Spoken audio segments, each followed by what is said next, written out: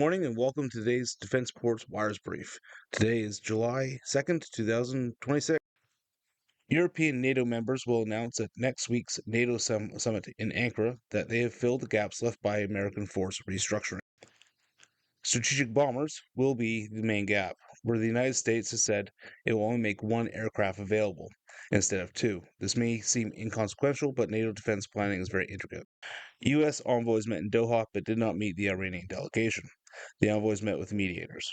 The Iranian delegation did the same for the first U.S.-Iranian technical negotiation over the Memorandum of Understanding. Iran and the United States agreed for future talks after the funeral of the previous supreme leader. This funeral will occur after 4 months since he was killed on the 28th of February. Iran's defense minister, Mijib al-Reza, stated that Iran's military capabilities are non-negotiable. Iran's position means that its missile and drone programs are off the table. It would have been difficult to limit Iran's military capabilities, but it also means that there is an erosion of what can be discussed during these talks. Iran announced it will not cooperate with the multi-nation mission to demine the Strait of Hormuz. According to Iranian authorities, under the Islamabad Memorandum of Understanding, the responsibility of mine clearance in the Strait of Hormuz will be borne solely by Iran. Earlier, French President Macron stated that France and Oman agreed to jointly work as partners to clear the strait.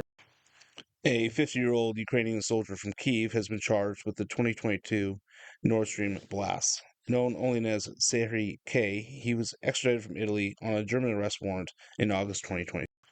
K is accused of attacking civilian infrastructure, considered a war crime under international law, as well as causing an explosion and destroying infrastructure. K was in command of sailing the vessel Andromeda, which had traces of military explosive HMX and RDX on board. Russia launched hundreds of drones and dozens of missiles at Kyiv in the early hours of Thursday morning. The attack killed at least 13 people. The Ukrainian Air Force reported that Russia launched 74 missiles and 496 drones during the attack. Despite Ukrainian air defense, 25 ballistic missiles and 12 drones struck 33 locations. With all of the Ukrainian drone deals, there has not been a clear legal procedure for exports until now. The Ukrainian government approved the first transparent mechanism for weapons export and set a uniform set of rules for the state, manufacturers, and partners. This will clear up any ambiguity and provide transparent legal process for Ukrainian industry to conduct its business. Ukrainian Foreign Minister Andrei Sybiha claimed that Russia proposed to hand over thousands of Ukrainian civilians in Moscow's custody for the North Korean POWs. The two North Korean POWs in Ukraine have expressed their wish to defect to South Korea. By revealing this, Sybiha has made it a politically sensitive matter in Ukraine, as the handover to South Korea will bolster ties between the two countries, but will demonstrate the cost to Ukrainian civilians at home.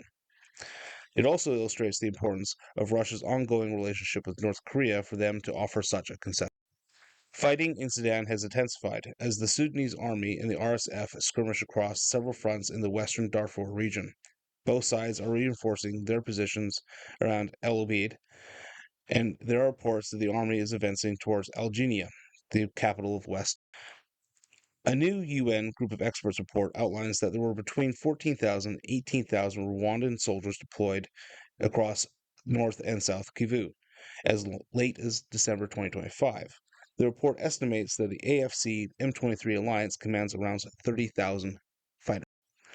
The UN report also suggests that the AFC M23 alliance is preparing a new political phase.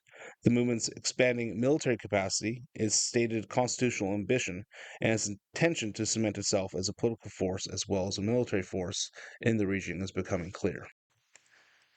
Thank you for listening to today's Defense Reports Wires Brief, and again, until tomorrow, please like, follow, subscribe, and share.